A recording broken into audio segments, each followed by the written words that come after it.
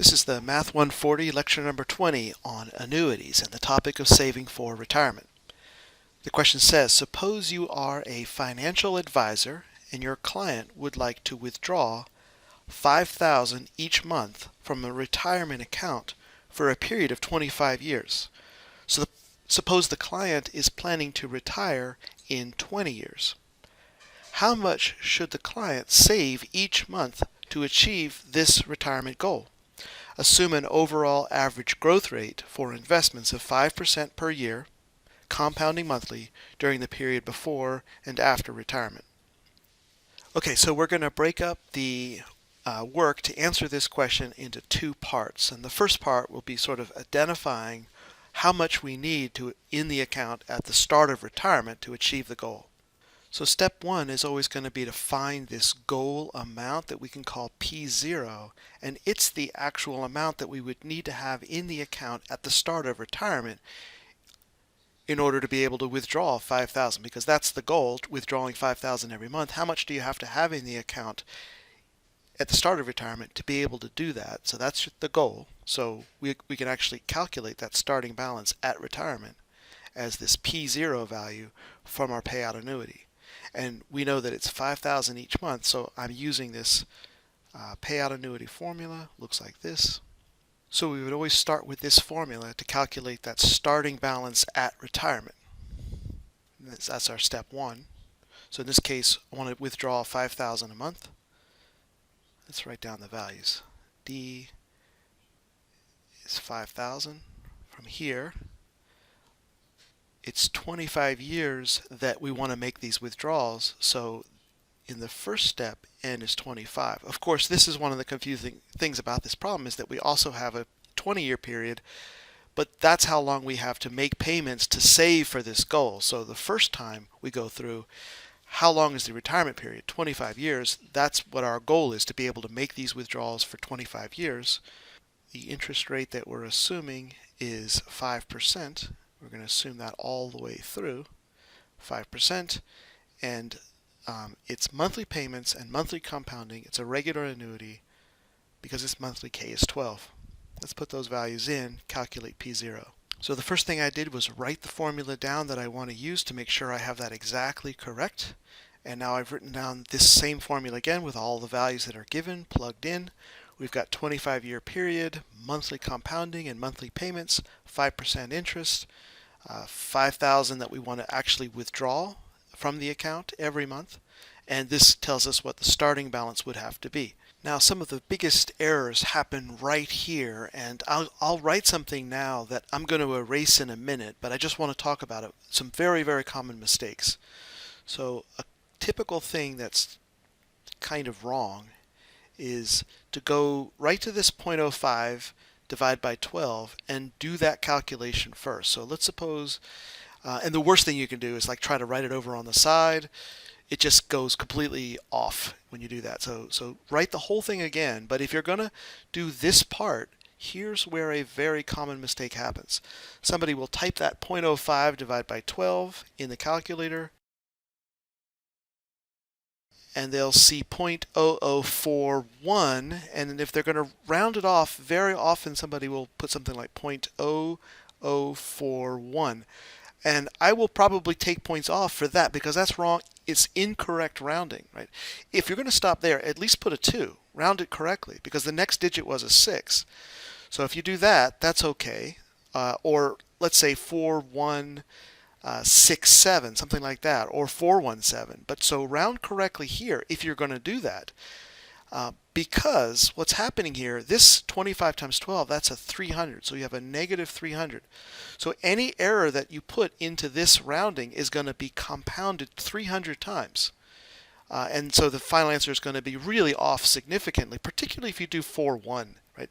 Because it's really much closer to 4-2, and this is rounding off quite a bit, and it's compounding that error. So all of this is just really not the way to go. Instead, what I hope you'll do is just this in the bracket. Do all of this on the calculator, because that way you get the most accurate possible value for this 0.05 divided by 12. And so then there is less error in the rounding, right? It's and it isn't rounded, and therefore you're not compounding the rounding error.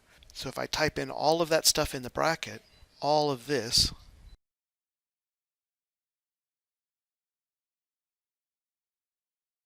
exponent negative, got to use this button here, and then you could do 300, or you could just do 25 times 12.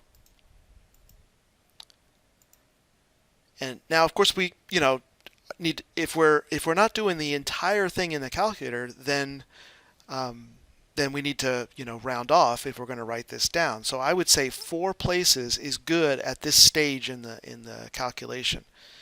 So if I round to 4 places, I'm going to go 7, 1, 2, 8. So I think a good compromise in avoiding rounding errors is to type all of this in on the calculator first and then finish the problem there. Now, if you're really confident in typing all that in at once, really that's okay. You could type all that in at once on the calculator. It's particularly if you have like a graphing calculator like this one. But if you're just using a standard scientific calculator that's not a graphing calculator, that's still not too much to type in all at once. So, and if you're wondering about homework assignments and exams, what am I really looking for? I would say one more time that what I'm looking for is, first, make sure that you have the right formula, write down the formula with all the variables, and then write down that same formula one more time with all the values plugged in, and then really you can go right to the answer at that point. But another thing is that it's so easy to mess up in that it's just worth it to take that one extra step to be careful about getting it typed in correctly, and that's what I'm doing there. And 71275 would be even more accurate, but this seems okay in this context. The rounding that I did there is not as big a deal as the rounding inside the parentheses because of that big exponent. That's what really messes things up if you round inside of an expression that has a large exponent. All right, so then let's finish this off and type in all what we have here and simplify that. I'm going to just use 8, and then I'm going to divide by, and here once again, like, this happens, it's one of the most common things. Like 5% divided by 12, you get this guy right here is 0.0416 repeating. So don't round that off to 0.041, at least 0.042 or 0.0417, something like that.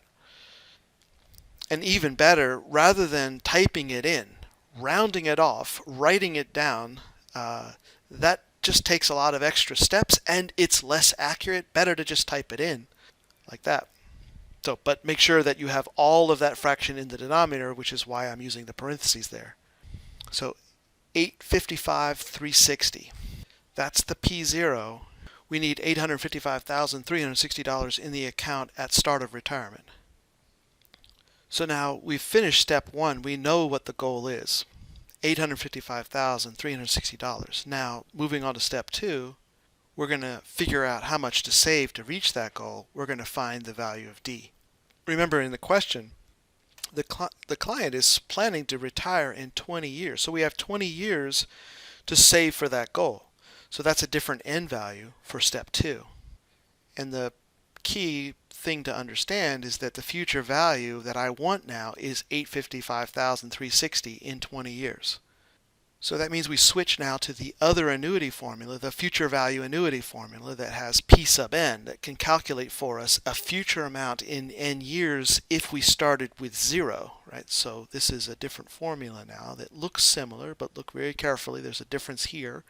We've got 1 plus r over k first with a positive exponent minus 1, everything divided by r over k.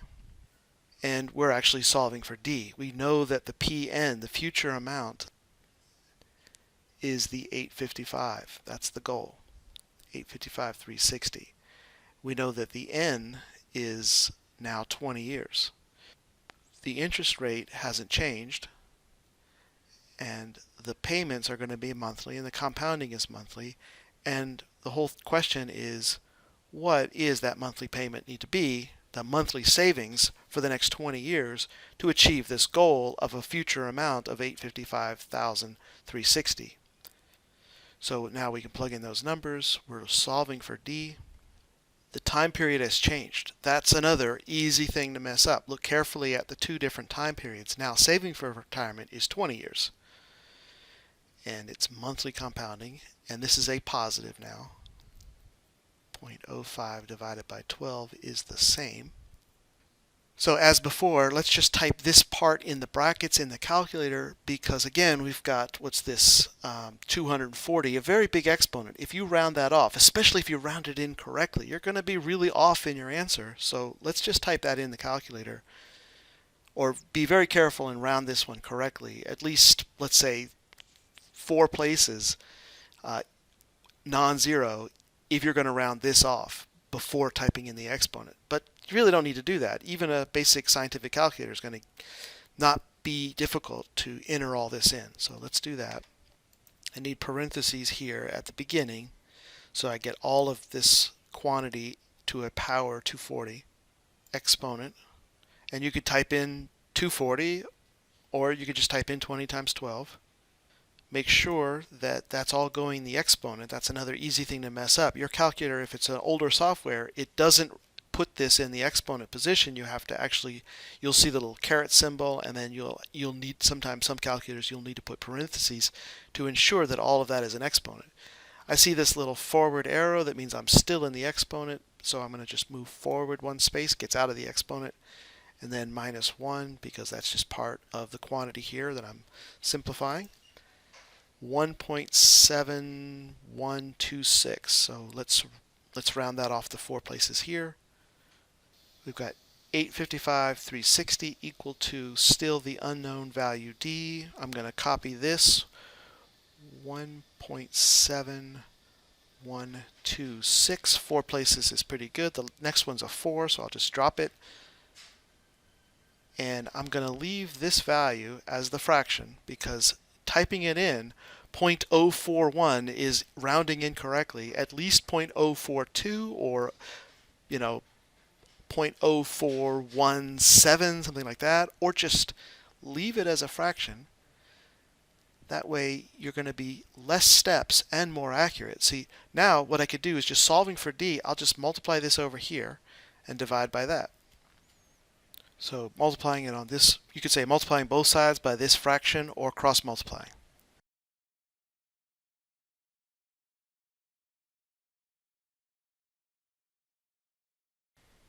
And then simplifying that.